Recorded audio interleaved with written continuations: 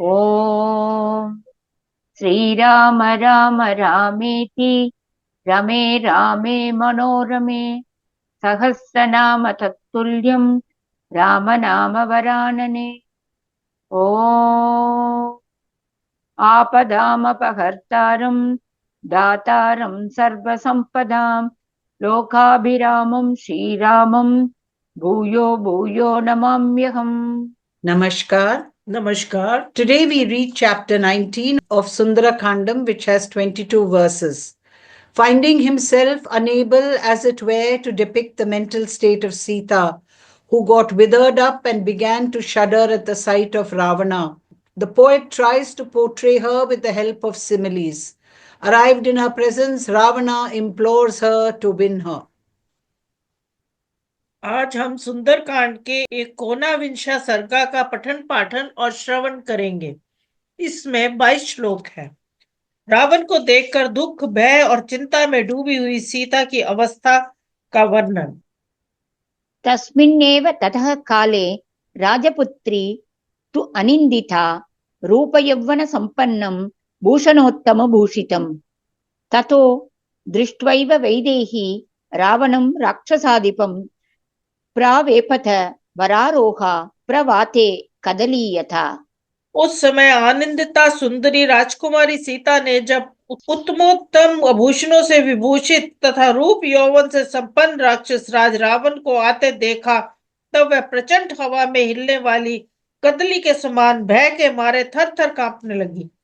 Thereupon the irreproachable Princess Sita of the Videhi territory, of excellent limbs, began to shake like a plantain leaf in a windy place as soon as she caught sight of that place, and that very moment Ravana, the suzerain ruler of ogres, richly endowed with comeliness and youth and decked with excellent ornaments. उरुभ्याम उदरं चाद्य बाहुभ्यां च पयोधरौ उपविष्टा विशालाक्षी रुदती वरवर्णिनी। सुंदर कांति वाली विशाल लोचन जानकी ने अपनी जांघों से पेट और दोनों भुजाओं से स्तन छिपा लिए तथा वहां बैठे बैठे ही वह रोने लगी। Concealing her belly behind her thighs and her breasts with her arms, the large-eyed lady with an excellent complexion sat down weeping. दशग्रीवस्तु वैदेहीं रक्षितां राक्षसीगणैः ददर्श दीनां दुःखार्तां नावं सन्नामिवार्णवे असंवृत्तायाम् आसीनां धरण्यां संशितवृतां चिन्नां प्रपतितां भूमौ शाकामिव वनस्पतेः। राक्षसियों के पहरे में रहती हुई विदेही राजकुमारी सीता अत्यंत दीन और दुखी हो रही थी। वह समुद्र में जीर्ण शीर्ण होकर डूबी हुई नौका के समान दुख के सागर में निमग्न थी। उस अवस्था में दशामुख रावण ने उनकी ओर देखा।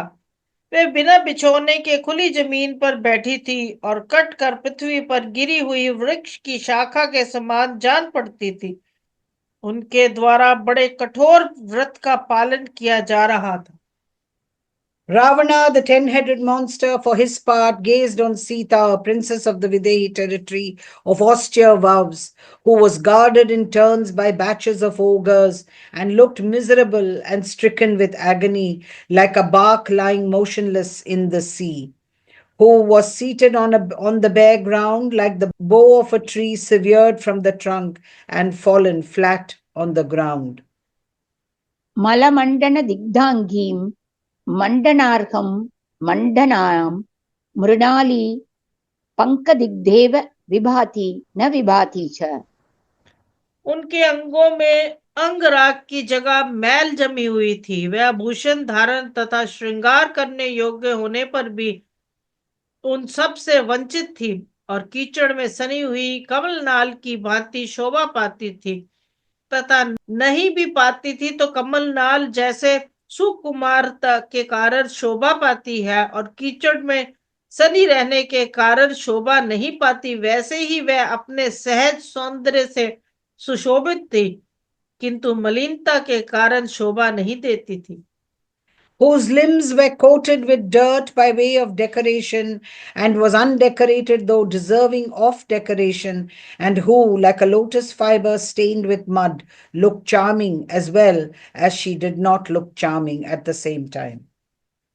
समीपं राजसिंहस्य रामस्य विदितात्मनः संकल्पहयसंयुक्तैः यान्तीमिव मनोरथैः। संकल्पों के घोड़े से जुते हुए मनोमय रथ पर चढ़कर आत्मज्ञानी राज सिंह भगवान श्री राम के पास जाती हुई सी प्रतीत होती थी, who was constantly seeking the presence of Sri Rama, a well known personality, a lion among sovereigns in the chariot of her mind, drawn by the horses of her thought. शुष्यन्तीं रुदतीं एकां ध्यानशोकपरायणां दुःखस्य अन्तम् अपश्यन्तीं रामां रामम् अनुव्रताम्। उनका शरीर सूखता जा रहा था। वह अकेली बैठकर रोती तथा श्री रामचंद्र जी के ध्यान एवं उनके वियोग के शोक में डूबी रहती थी। उन्हें अपने दुख का अंत नहीं दिखाई देता था। वह श्री रामचंद्र जी में अनुराग रखने वाली तथा उनकी रमणीय भार्या थी, who was a lovely woman, ever growing emaciated, and seeing no end to her grief, wept alone and remained absorbed in the thought of her beloved spouse and grieving, and who was devoted to Sri Rama.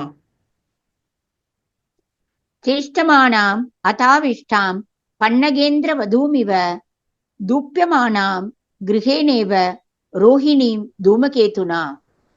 जैसे नागराज की वधु नागिन मणि मंत्र आदि से अभिभूत हो छटपटाने लगती है, उसी तरह सीता भी पति के वियोग में तड़प रही थी तथा धूम के समान वन वाले केतु ग्रह से ग्रस्त हुई रोहिणी के समान संतप्त हो रही थी, who was writhing like a female of the king of serpents under the spell of an incantation, and was undergoing suffering like the constellation Rohini when tormented by the smoke-colored planet Ketu. वृत्तशीले कुले जाताम् आचारवती धार्मिके पुनः संस्कारम् आपन्नां जातामिव च दुष्कुले। यद्यपि सदाचारी और सुशील कुल में उनका जन्म हुआ था, फिर धार्मिक तथा उत्तम आचार विचार वाले कुल में वह ब्याही गई थी, विवाह संस्कार से संपन्न हुई थी, तथापि दूषित कुल में उत्पन्न हुई नारी के समान मलिन दिखाई देती थी। And she, who was born in a family distinguished by for right conduct and noble disposition, and also married in a pious family of good conduct, wore a shabby appearance like a woman born in an ignoble family. सन्नामिव महाकीर्तिं श्रद्धामिव विमानितां प्रज्ञामिव परीक्षीणाम् आशां प्रतिहतामिव आयतीमिव विद्वस्तमाज्ञां प्रतिहतामिव दीप्तामिव दिशां काले पूजाम् अपहतामिव पौर्णमासीमिव निशां तमोग्रस्त इन्दुमण्डलां पद्मिनीमिव विद्वस्तां हतशूरां चमूमिव प्रभामिव तमोद्वस्ताम् उपक्षीणाम् इवापगां वेदीमिव परामृष्टां शान्ताम् अग्निशिखामिव। वे क्षीण हुई विशाल कीर्ति, तिरस्कृत हुई श्रद्धा, सर्वदा हास के प्राप्त हुई बुद्धि, टूटी हुई आशा, नष्ट हुए भविष्य, उल्लंघित हुई राजाज्ञा, उत्पात काल में दहकती हुई दिशा, नष्ट हुई देव पूजा, चंद्र ग्रहण से मलिन हुई पूर्णमासी की रात, तुषारपात से जीर्ण शीर्ण हुई कमलिनी, जिसका शूरवीर सेनापति मारा गया हो, ऐसी सेना, अंधकार से नष्ट हुई प्रभा, सूखी हुई सरिता, पवित्र प्राणियों के स्पर्श से अशुद्ध हुई वेदी और बुझी हुई अग्निशिखा के समान प्रतीत होती थी। Ravana, to his own destruction, sought to cajole Sita, the princess of Mithila, who resembled a great renown which had grown dim, a faith which had been treated with contempt, an understanding which had grown feeble, a hope which had been frustrated, a prospect which had been blasted, an order which has been flouted, a quarter appearing in flame at the time of some portentous phenomenon, a worship which had been tampered with, a full moon night on which the orb of the moon had been eclipsed by the demon Rahu, darkness personified, a lotus plant blighted by forest, an army whose warriors had been killed, sunlight that had been obscured by darkness, a stream which has become thin due to drought, an altar desecrated by an undesirable person, a flame which has gone out. उत्कृष्ट पर्ण कमलाम विस्त्रासित विहंगमाम हस्ति हस्त परामृष्टाम अकुलामिव पद्मिनीम, जिसे हाथी ने अपनी सूंड से उंडेर डाला हो, अथवा जिसके पत्ते और कमल उखड़ गए हों तथा जल पक्षी भय से थर्रा उठे हों, उस मथित मलिन हुई पुष्करणी के समान सीता श्रीहीन दिखाई देती थी। A lotus pond whose lotuses with their leaves had been pulled out, whose birds had been scared away, nay, which had been rendered turbid with the trunk of an elephant as well as stirred by it.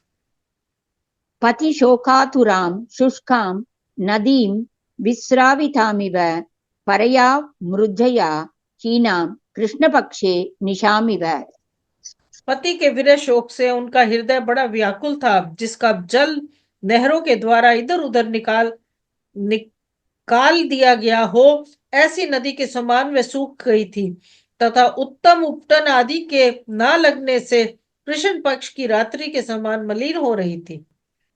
Who was stricken with grief caused by separation from her Lord and had grown lean and thin like a river whose water had been diverted through canals for irrigation purposes, and who had been deprived of excellent washing, resembled a knight during a dark fortnight who was tender and possessed of charming limbs. सुकुमारीं सुजातांगीं रत्नगर्भ गृहोचितां तप्यमानां इवोष्णेन मृणालीं अचिरोद्धृताम।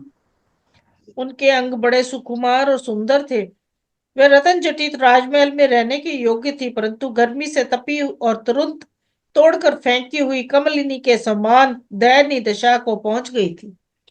And was worthy of living in an abode full of precious stones and looking like lotus root dug out not long before and being baked in the heat.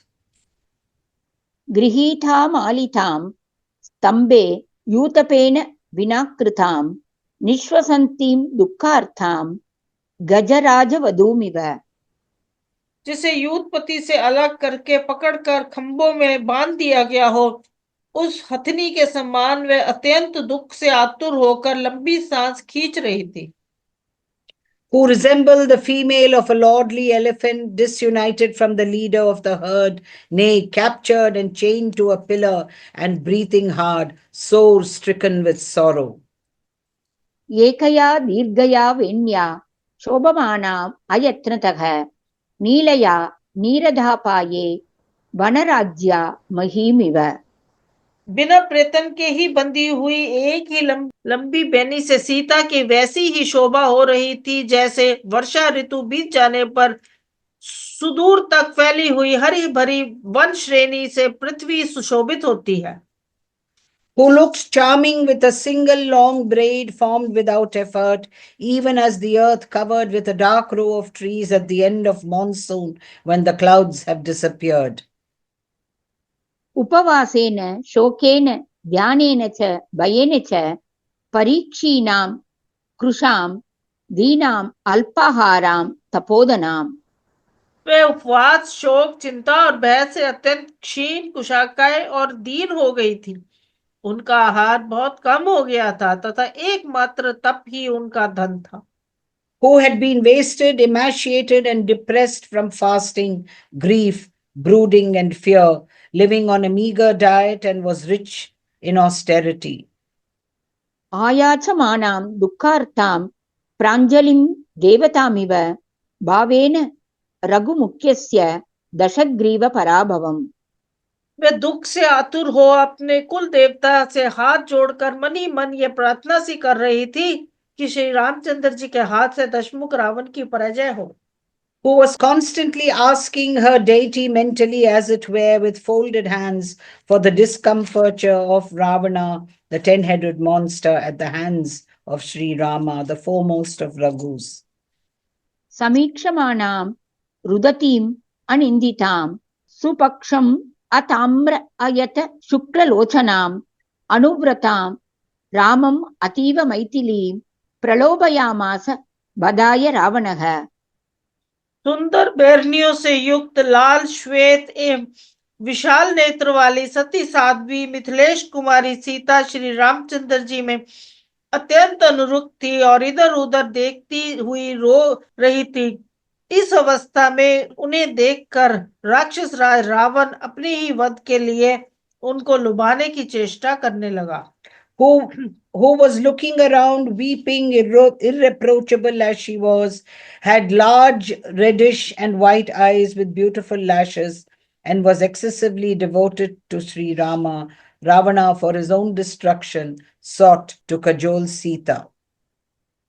इत्यार्षे श्रीमद् रामायणे वाल्मीकिये आदिकाव्ये सुन्दरकाण्डे 19 सर्गः। इस प्रकार श्री वाल्मीकि निर्मित रामायण आदि काव्य के सुंदर कांड में 19वां सर्ग पूरा हुआ। Thus ends Canto 19 in the Sundarakandam of the glorious Ramayana of Valmiki, the work of a rishi and the oldest epic. Om Shri Rama Rama Rameti Rame Rame Manorame Sahasranama Tattulyam Rama Nama Varanane. Om Apadamapahartaram Dataram Sarvasampadam Lokabhiramam Shri Ramam Bhuyo Bhuyo Namamyam. Dhanyavad. धन्यवाद।